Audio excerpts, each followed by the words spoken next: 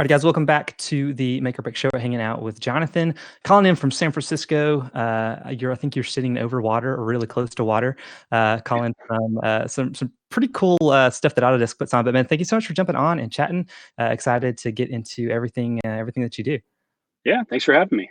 Totally. Well, I'd love to get through your background a little bit, and I think you mentioned before we went live that you're not from the West Coast, and so I guess Southern drawl probably isn't as unusual to you. You grew up in Louisiana, is that right?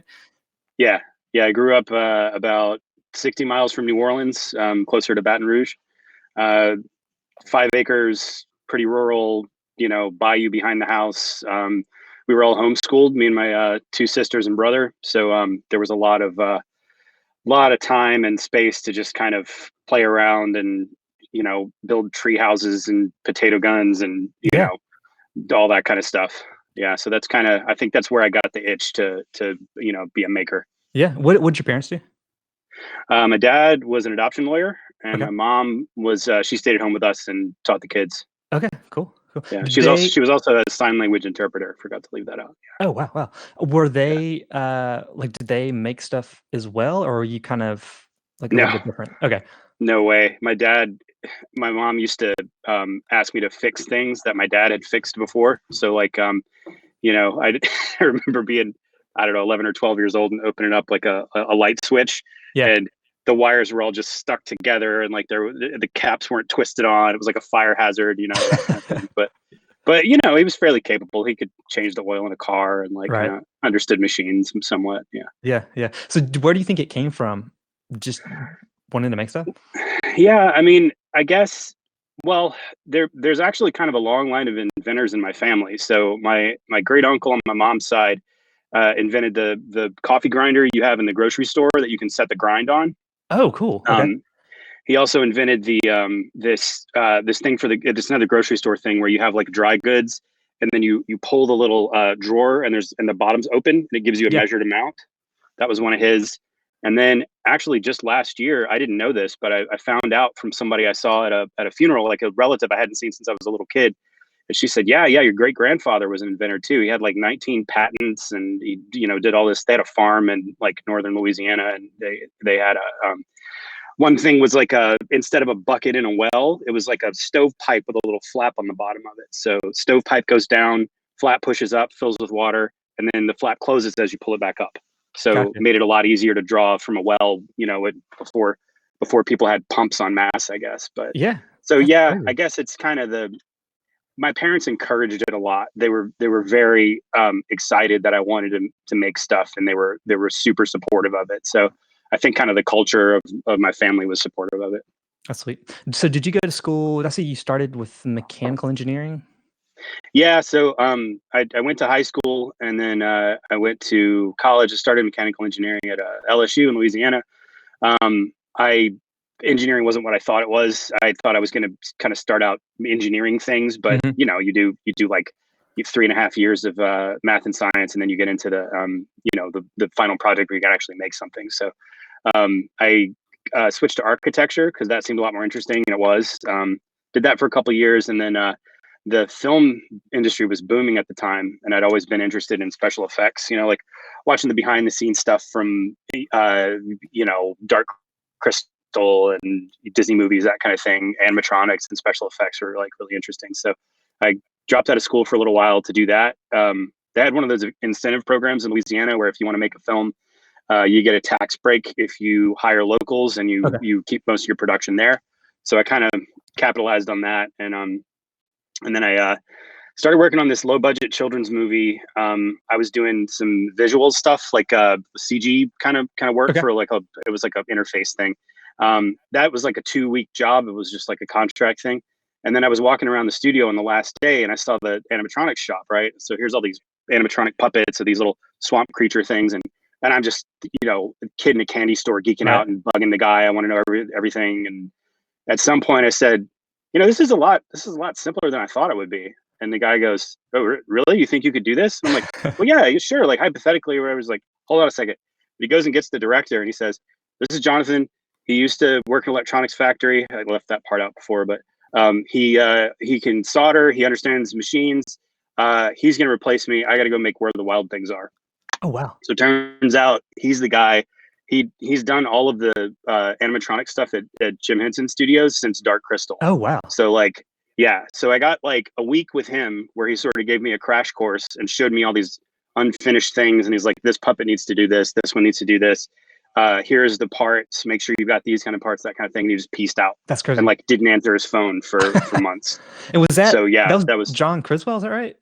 Just okay. That's crazy. And so I mean, he's that's been. him, yeah. I mean, he's still with them, right? With the Creature Shop. Yeah. Okay. Yeah. He did the whole thing with the last Dark Crystal show on Netflix and all that. Yeah. That's neat. Yeah, because I didn't make that connection until I was going through your like the animatronic tutorial that you had a couple years ago, and I saw you mentioned him. I'm like, wait a minute, like with all the eye stuff. That's crazy. So yeah, he did dinosaurs and all that. Yeah. Yeah, that's nuts. So how did you wind up in California? Hurricane Katrina. So I was Okay. living in New Orleans, and I was actually in a band at the time too, doing like visuals. We sort of had like there was the whole band, and then they put me on the stage with them because I was sort of playing visuals like it was like an instrument sort of thing. Yeah. We actually did a bunch of showcases. Like Sony flew us to New York first class to do a showcase and stuff. And I was like, oh, this band's totally going to take off. So I'll do this movie thing for now, and then we'll see what the band does and all that. And then Hurricane hit. Before that, the drummer and guitar player left to start another band called Mute Math, which your listeners might have heard of. Totally. Yeah. So they went off and did that. We sort of, like got in a couple new guys on the band, but then a couple months later, the hurricane hit, and it was like, the whole city's, completely flooded. So I basically had a choice between staying there to help rebuild, which would have meant like, tearing out drywall, something like that, or I could. The director said just come to LA because we got to finish the movie. So I moved out there. I didn't lose any of my stuff. We actually had to be out of our house the day before the hurricane hit, and we couldn't move into our new place because the drag queen that was living there still had all his dresses and like feather boas and stuff in the house. Yeah. And the landlord was like, yeah, he's kind of taking his time. It's cool. Like, keep the deposit. Well, you just give it to me after the storm because you have to evacuate, And then, yeah, never moved in there, obviously. So yeah, I moved to LA. And then I kept doing the film thing for a while, and I quickly realized that it's just not a good lifestyle. Like you do 16 hours a day. I remember my girlfriend was coming to visit, and I hadn't seen her in, a couple of months probably. And I got a call, and the guy's like, hey, I got a job for you. There's a commercial. And I said, oh man, I appreciate it. But my girlfriend's coming to town. I haven't seen her. So I'm going to take the week off. He's like, okay. Never called me again. Never returned my calls. Like, you're just off the list if you turn down work. So, yeah, it's sort of it's not a lifestyle that's conducive to like, having a family and having weekends and all that kind of stuff. And I knew that's what I wanted for the future. So I went back to architecture school at SCI-Arc, Southern California Institute of Architecture in LA. Super like forward-thinking, high-tech school. They had that's where I got introduced to CNC machines and laser cutters and 3D printers, and got really good at 3D modeling software, that kind of thing. Yeah. Really encouraged like experimentation. We got to make, you make all kinds of models and stuff, but there were also a bunch of studios where you make like full-scale mock-ups of things, or even like little structures out in the desert was one of the things we did, and it was super cool. Yeah. So going back then to doing the animatronics on the movie in Los Angeles. So that was before 3D printing and all that. So how like what did that process look like to figure that stuff out? Well, it basically, there was what did we have? We had like a drill press, a bandsaw, a bunch of hand tools, a Dremel. They had clay to sculpt with. There was fiberglass, that kind of thing. So basically, it was just like, we didn't even have a mill or a lathe, right? So I was literally like bandsawing little like lengths of pipe and putting shafts on them. I mean, bearings on them or whatever, that kind of thing. Springs and little like cut out sheet metal parts and stuff like that. Like I had to make this hand that would open and close from a trigger. A lot of brake cables and pulleys, that sort of thing. But it was, I didn't know what Master Car was. I had never used a lathe or a mill. I was like totally clueless, but I just kind of hacked it together like a high school kid kind of thing, Right. Yeah.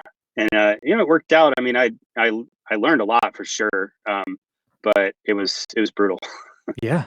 Gosh, Yeah, that's wild. Because I would imagine there would at least been like a milling machine or a lathe machine, but it sounds like almost everything was just by hand. So, it was pretty much all by hand. Yeah, which is and like, probably really useful now, like when you are working yeah, digital, that you've got that background to know like this is what it takes to do it. that's the biggest thing, man. It's I do everything digitally now, pretty much. I do almost nothing by like measuring and cutting it out. Sometimes it's a really simple like box something I won't bother, but I think the biggest advantage of that starting out working with your hands is that you understand like, okay, this thing over here, and there's I'm gonna screw through it, but then there's this thing in the way. Like you have to be able to get to that screw. Yeah. And if you're just spinning around 3D all the time, you could totally miss that. Yeah. And I think it's super important to start out doing everything by hand. Drawing things out, measuring them, cutting them out. It teaches you to be careful because you know control. Yeah, yeah, totally. So going to the architecture side, did you Yeah. did you go into architecture after school? Yeah. So I graduated in 2009. And then 2009, there were no architecture jobs like anywhere in the world, Right. basically. Yeah. I had done the way that school works basically is the big architecture firms in big famous ones in the world, they go there to recruit, right? So like there's a job fair at the end of it. All the firms that you've been studying for the past, several years are there like to hire you. But this time it was like, there's a guy that he like legalizes illegal renovation in LA. Okay. So basically just at the building department at the time. Yeah. There's like a retail thing that they've only got one job. There's a bunch of people just in resumes in case the economy is better.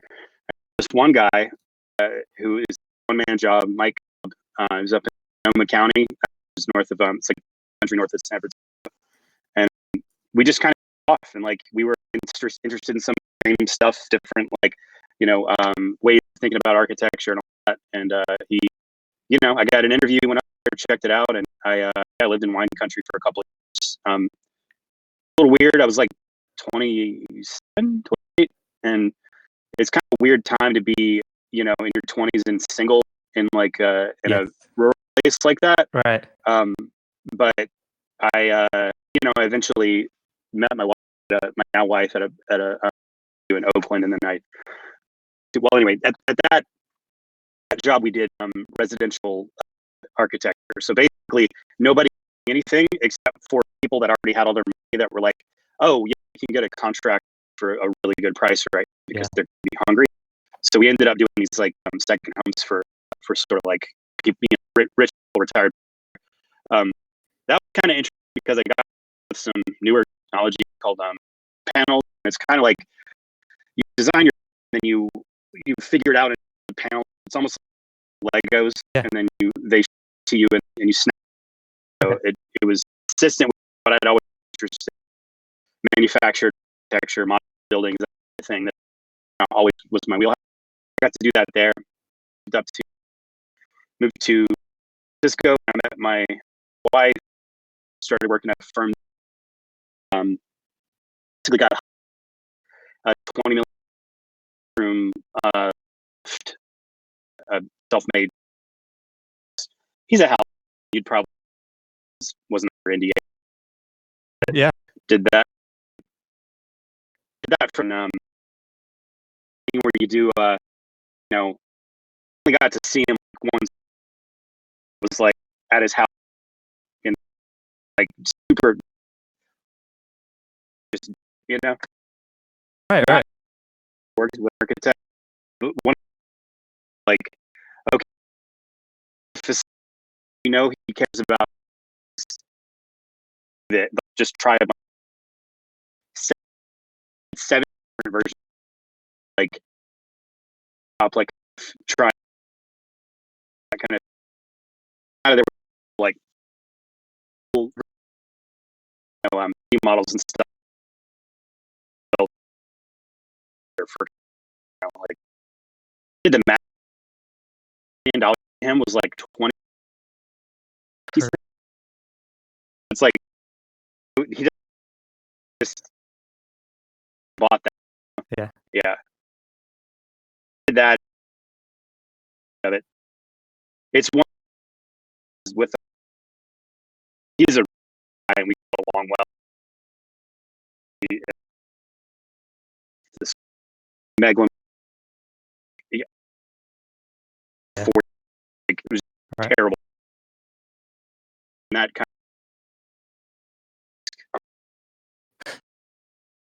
Sure. I mentioned that modular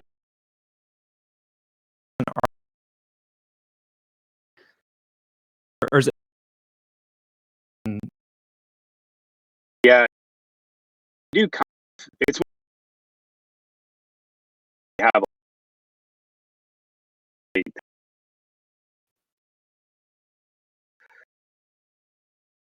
okay the design. Then there's sort of make sure like this. You go to the site and there's the take and rep with the contract. And, but count it's easy since you're in your got 5 different little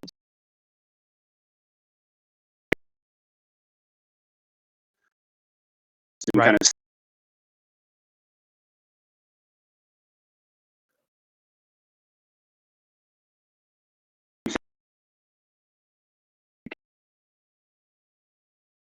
year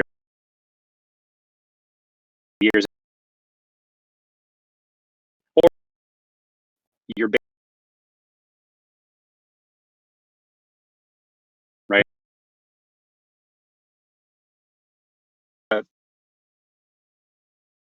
in for design field your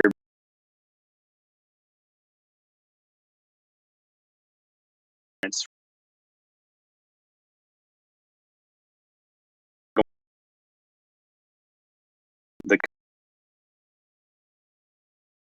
fit line that's in all the magazines.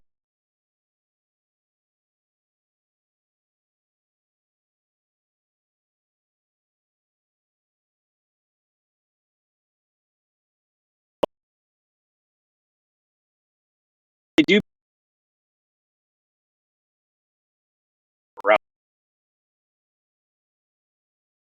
push um, Yeah. That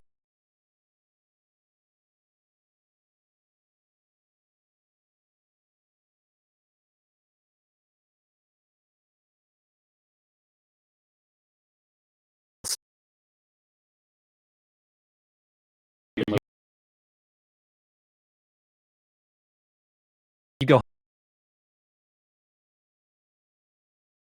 This is all.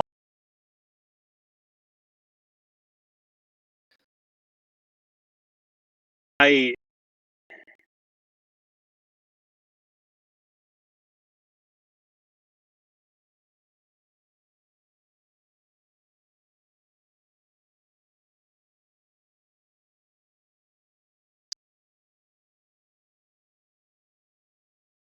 the whole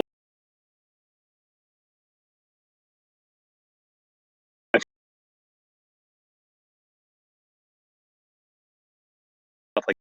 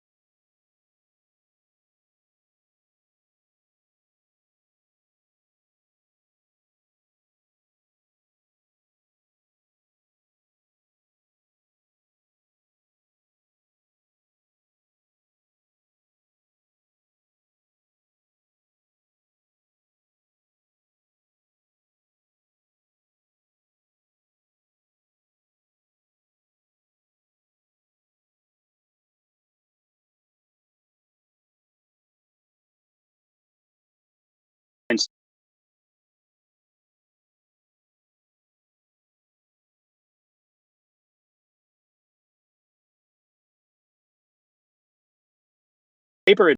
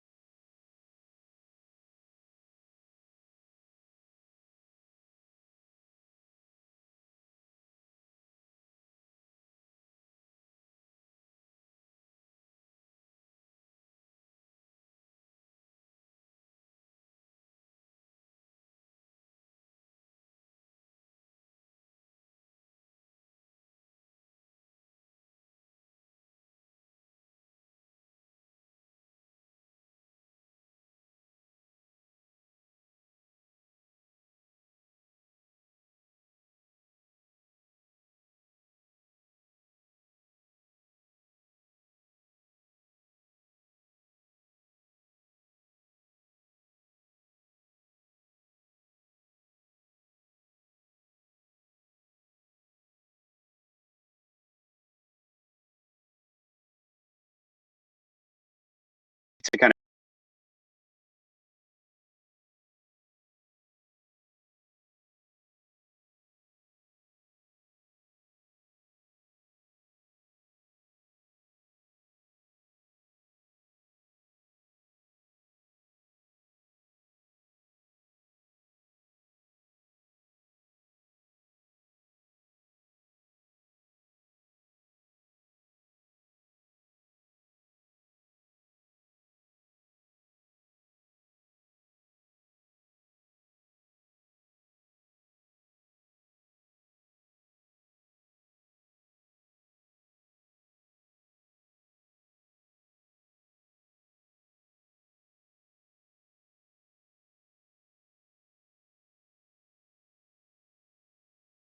like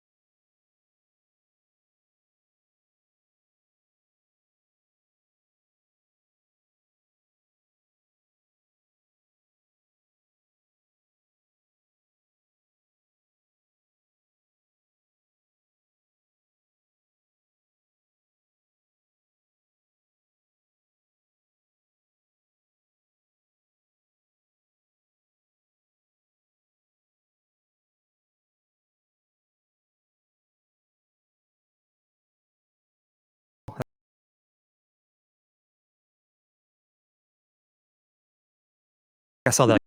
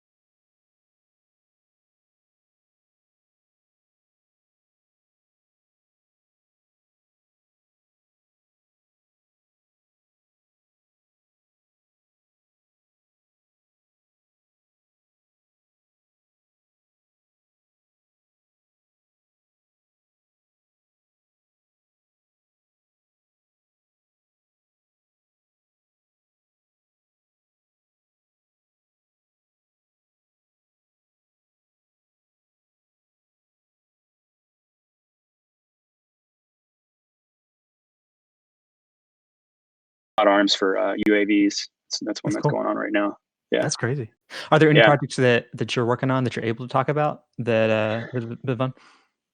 Yeah, so there's something coming up right now. We're not entirely sure what if this is what's gonna happen. I feel pretty confident about it, but it's a one-handed stud finder. Okay. So basically, you think of a stud finder, right? It's got a little it's emitting. I forget what it is. The electronic side isn't something I'm that well versed on, but basically it hits a stud and the light goes on, right? Because it can tell where it's getting interference. What this one does is you go across and then there's a pencil on it that goes. That's fun, yeah. So you can just wave it on the wall. So you got your marks already. Yeah, and then the marks are there, and you don't have to use your other hand. So that's genius. Yeah, that should be fun. That's so. I want one. Yeah. Cool. Well, man, I appreciate your time and chatting with me. And for folks that are listening, I think we're gonna walk through the space here in a minute. So be sure and tune in for that. But man, yeah, thank you so much for jumping on and chatting. It's been really cool. For people that do want to check out all the stuff that you're doing, any good places that you'd send them? Yeah, you could just go to, is it Jon-a-Tron.com? I don't even know my own URL. I have it written down. Yes, it is Jon-a-Tron.com.portfoliobox.net. Does that sound right? Yeah, I think if you do, that works. But if you do Jon-a-Tron.com, it should go straight there. Okay. And also Jon-a-Tron on Instagram. Like, that's where the most current stuff is. So just Jon-a-Tron on Instagram. That's like, I pretty consistently update that and show some cool stuff that's going on around the pier as well. Yeah, that's cool. Well, man, thanks so much. It's been